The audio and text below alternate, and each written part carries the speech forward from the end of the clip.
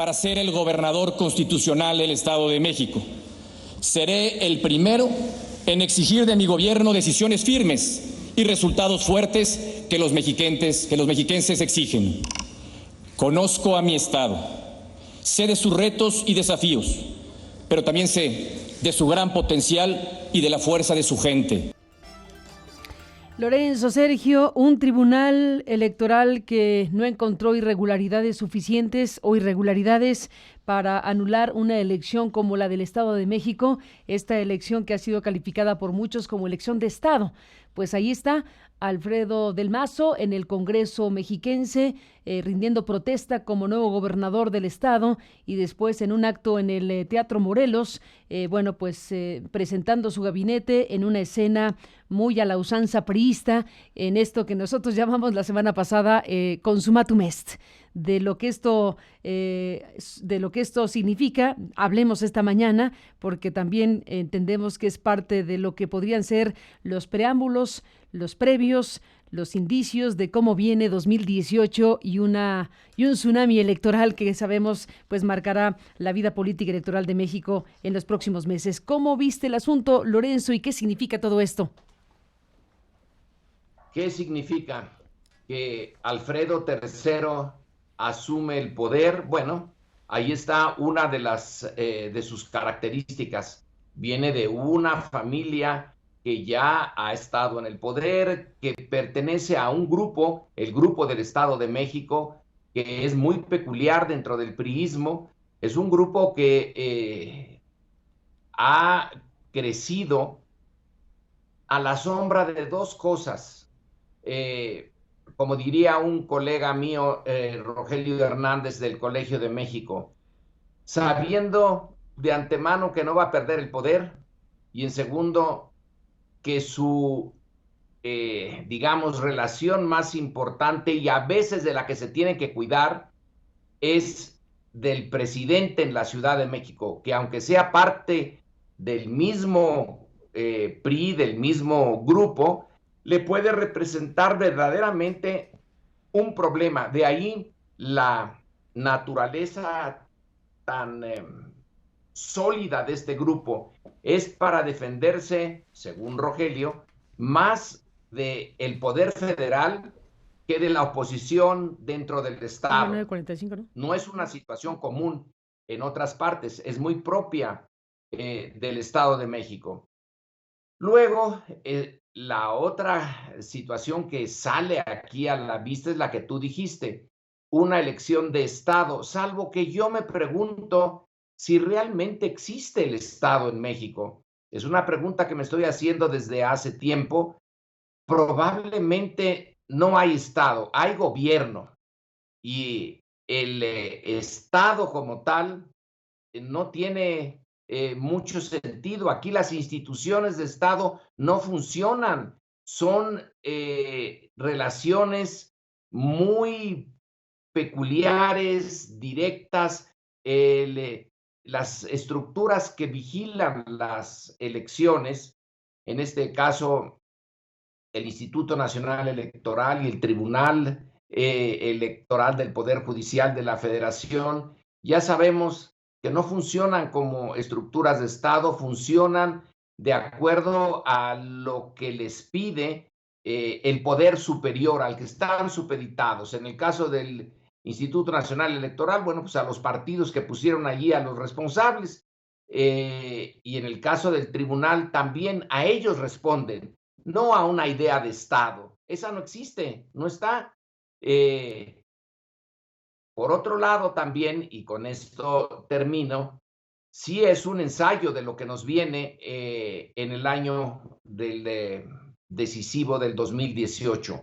No podemos contar con el INAI, no podemos contar con el tribunal. Ellos están ahí para defender los intereses no de la democracia, de la colectividad, etcétera. Están para defender otros intereses, en este caso los de la familia del Mazo, los del Grupo Atlacomulco, los del Estado de México y los del presidente, que es quien puso a Del Mazo ahí.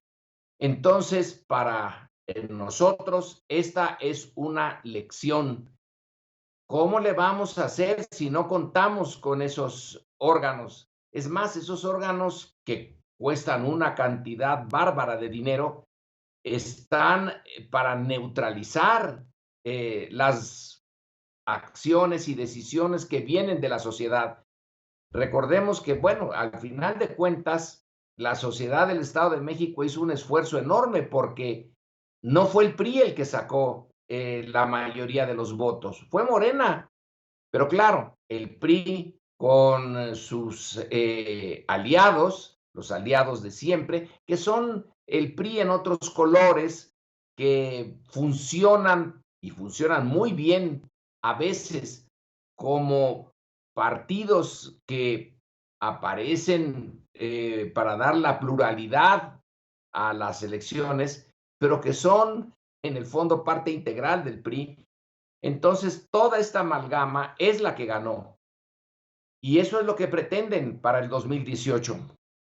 Ahora vamos a ver cómo se gobierna sin legitimidad, porque Del Mazo tiene el control del dinero, el control de las estructuras institucionales, no tiene la legitimidad. No creo que la mayoría de los mexiquenses acepten que esa elección fue bien hecha, que fue legítima. Pero a veces la inercia y el dinero y la fuerza, pues son capaces de neutralizar la voluntad popular. Vamos a ver qué consecuencia tiene esto con Del Mazo. Quizá en el pasado había una aceptación, la inercia de que el PRI siempre había gobernado, siempre gobernaría por la eternidad, pero ahora creo que ya no está así. Si el PRI no ganó la mayoría de los votos, quiere decir que hay una buena cantidad de ciudadanos que ya se independizó de esa inercia. A ver qué pasa. A ver qué pasa, Lorenzo. Y bueno, mencionaste varias veces el Estado, el tema del Estado, y no puedo no preguntarte de lo que dijo John Kelly sobre el Estado mexicano. Vaya bomba la que publicó el sábado Reforma con su corresponsal José Díaz Briceño, hablando de que México es un narcoestado fallido.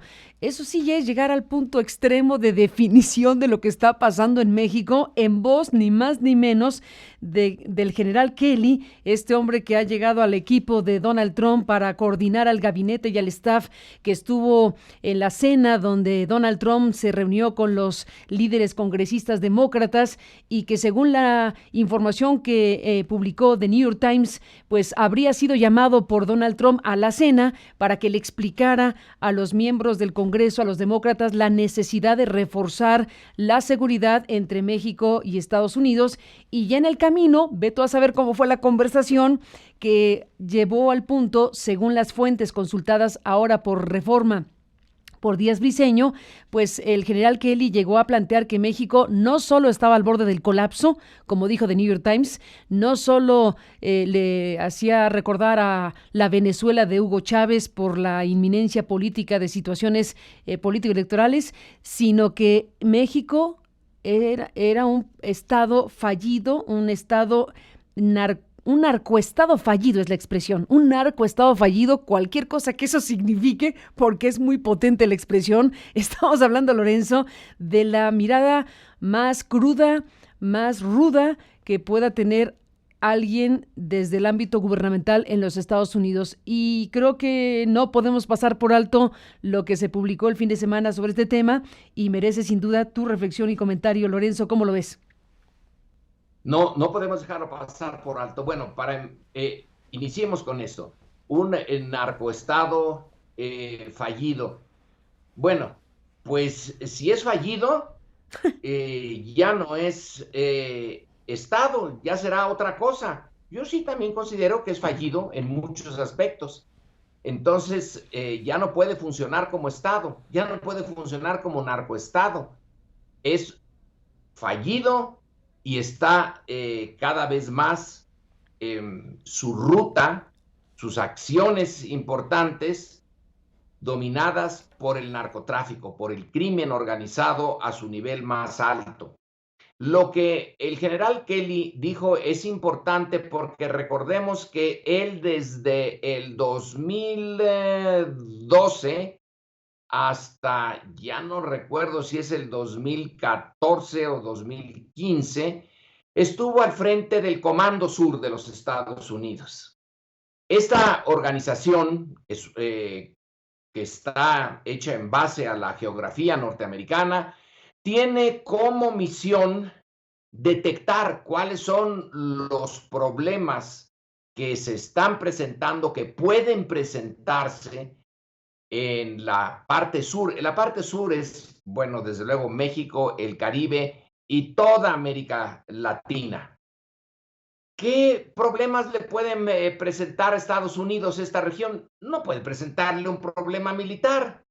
Es obvio que el interés central de quien está a cargo de ese comando, que ahora es un almirante, pero que en 2012 era este general de Marines, es el narcotráfico. Es también las posibilidades de que organizaciones terroristas usen a nuestra región para infiltrarse en Estados Unidos. Son estas las dos grandes preocupaciones.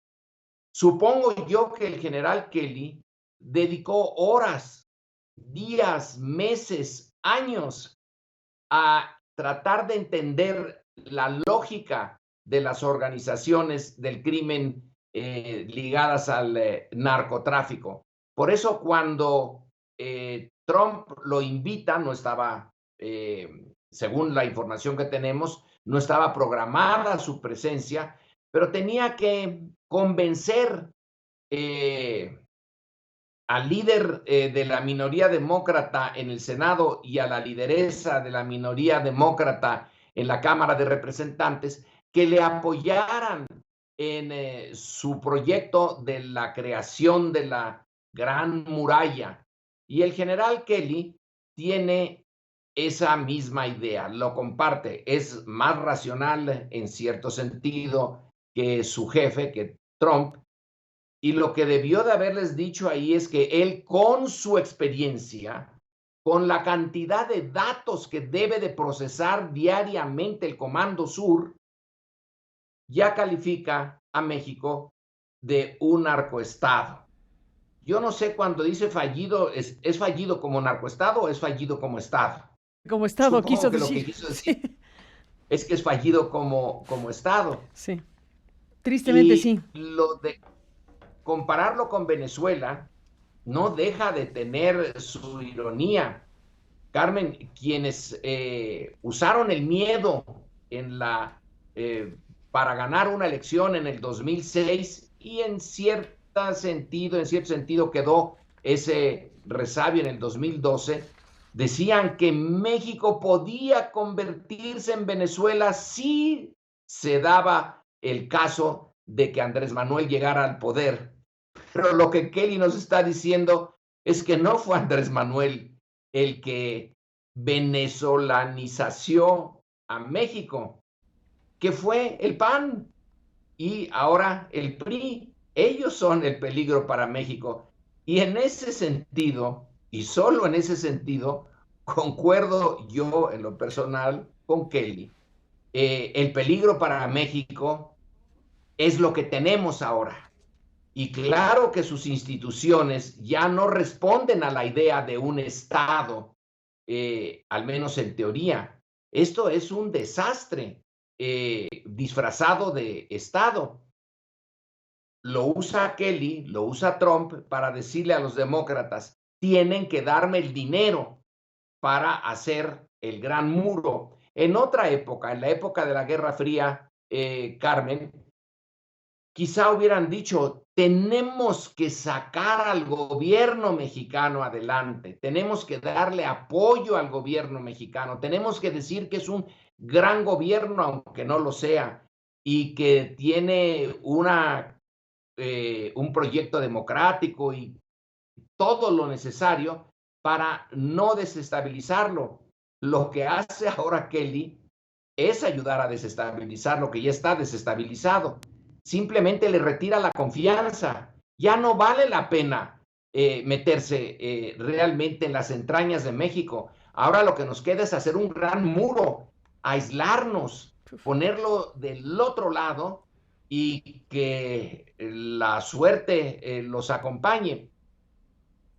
Claro que está metido el gobierno norteamericano en todo lo nuestro, está metido sobre todo a través de la iniciativa Mérida, que tiene ya todas sus oficinas de seguridad aquí, pero quiere decir que esas oficinas le han dado información a Kelly de que no está funcionando. Y como último punto, una idea muy simple, pero no por eso menos importante, es que la mejor política exterior de México, y la política exterior de México, hay que apuntarlo, básicamente es hacia Estados Unidos, porque el resto del mundo tiene muy poca incidencia entre nosotros. La política exterior de México tiene como mejor defensa, no al ejército, no a la diplomacia, tiene como mejor defensa la política interna. Cuando la política interna está bien asentada, se puede hacer frente a problemas mayúsculos en el exterior. El general Cárdenas lo mostró.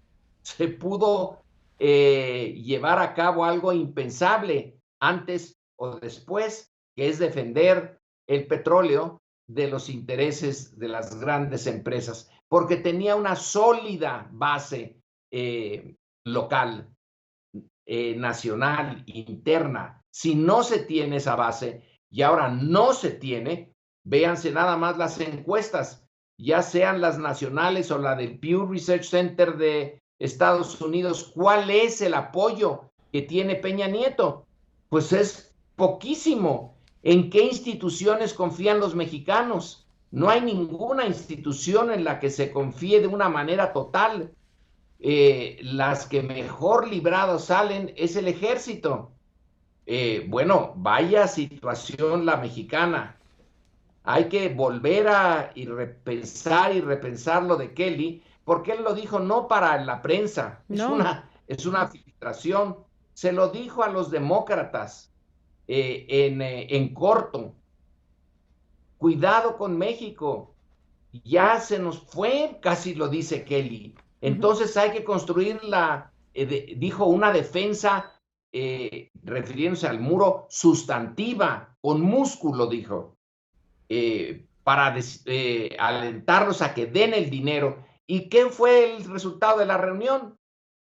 Que los dos líderes demócratas salieron diciendo que, bueno, se va a seguir, no rechazaron ya financiar el muro, le exigieron a Trump que repiense, reformule su política hacia los Dreamers, que en realidad son ciudadanos norteamericanos en todos sentidos, excepto en el legal, y que ellos repensarán su rechazo a financiar el muro. A eso hemos llegado. Eso es lo que significa las conversaciones o la conversación entre Kelly, Trump y los líderes demócratas. A eso hemos llegado, efectivamente, Lorenzo Meyer, a eso hemos llegado. Y te pregunto sobre, especulemos un poco sobre el tema.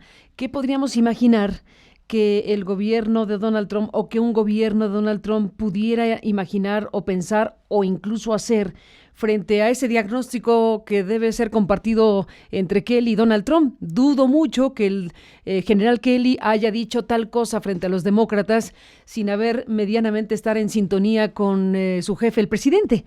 Supongo que Donald Trump tendrá un diagnóstico igual de severo respecto a México sobre el narcoestado fallido, aunque nunca lo ha dicho en público, eso hay que decirlo. Pero bueno, más allá de si Trump utilizaría las mismas palabras que Kelly para definir a México, la pregunta sería, ¿qué puede hacer un gobierno como ese, como el de Donald Trump, en tiempos en donde estamos al 12:15 para un proceso electoral como el de 2018, donde vendrá esa gran contienda electoral y cambio de presidencia en nuestro país.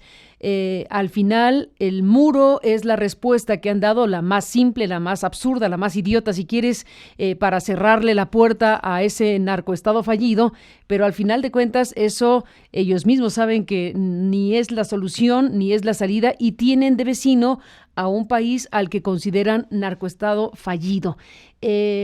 ¿Podríamos intuir o imaginar que Donald Trump quisiera incidir de una u otra manera en el proceso electoral mexicano 2018, una vez que está también pensando que México se parece o se va a parecer más a Venezuela, y eso supongo, intuyo, que lo refieren pues a la posibilidad de que López Obrador pudiera llegar a la presidencia, porque ese es el estigma que se le ha creado al personaje que es el probable o altamente probable candidato de Morena a la presidencia.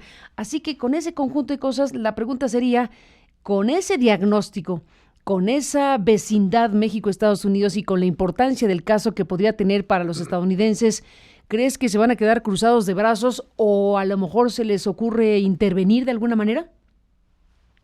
Bueno, Estados Unidos interviene siempre, no puede dejar de intervenir, es casi, Su naturaleza, casi. digamos, su naturaleza, es un imperio y el imperio tiene que cuidar sus fronteras, sea Roma o sea Egipto o sea Estados Unidos.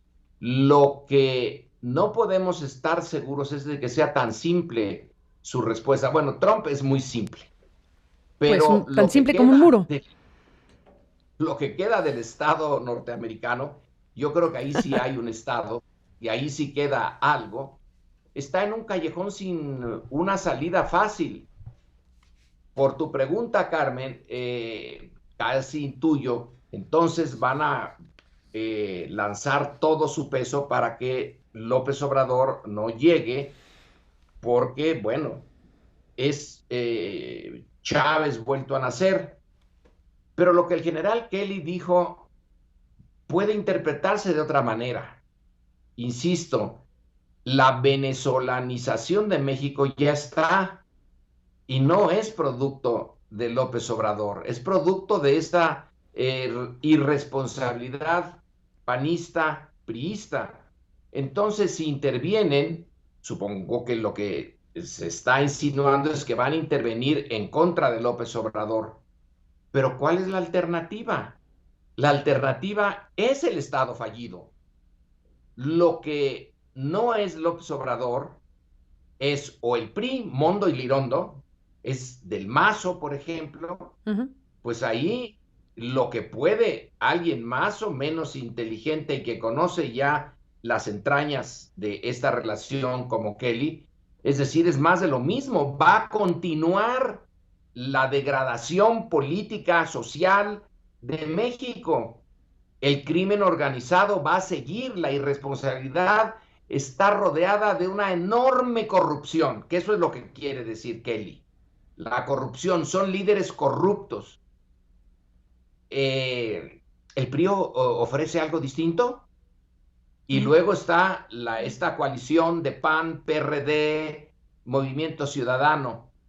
Ellos son algo distinto. No se vino, en buena medida se aceleró la decadencia de lo que se podía suponer era el Estado mexicano con Fox y con Calderón. Entonces, ¿cuántas fichas le quedan a Estados Unidos? Supongamos que quiera intervenir, pero también supongamos, Carmen, al menos a mí eso es lo que me deja el estudio. Yo no diría que soy un conocedor del tema, pero sí sí me he metido a eso. Hay momentos en que el imperio, Estados Unidos, no tiene salida en relación a sus áreas de influencia. En Vietnam al final se quedan sin ninguna ficha. No pueden confiar en ninguno de los gobernantes que ellos hicieron, que ellos compraron, que ellos apoyaron. No les sirven para nada. Tampoco pueden detener al Vietcong. Y el resultado es una derrota fantástica, porque caen derrotados por unas fuerzas militares que son infinitamente menores que las de ellos, pero que tienen un contenido social que ellos no pudieron lograr para sus aliados. En el caso mexicano, ¿qué harán? Supongamos que Peña Nieto decide por Mid, o por quien sea, por Osorio Chong, por Nuño. ¿Esa ficha les va a responder? ¿Estará Peña Nieto en estos últimos meses empeñado, ahora que dicen que va a buscar la riqueza de Lozoya y que la Secretaría de la Función Pública hasta parece haberse lanzado contra uno de los archiprotegidos de Peña Nieto, que es el secretario de Comunicaciones? ¿Estarán tratando allí Videgaray haciendo todo el esfuerzo por decirles, fíjense que ya nos dimos cuenta de que cometimos una cantidad de errores y que nuestra corrupción es tan grande que ahora nosotros mismos la vamos a combatir para que ustedes, por favor, nos ayuden? Bueno, es una posibilidad, pero es un poquito tarde, ¿no es así? Entonces, yo no veo tan claro que Estados Unidos diga, no, hombre, Andrés Manuel, vamos a volverlo a poner al margen. Nuestra salida es uno de estos dos, o el PRI o este Frente Amplio Ciudadano, que es básicamente PAN y PRD. Ya probaron los tres su fracaso.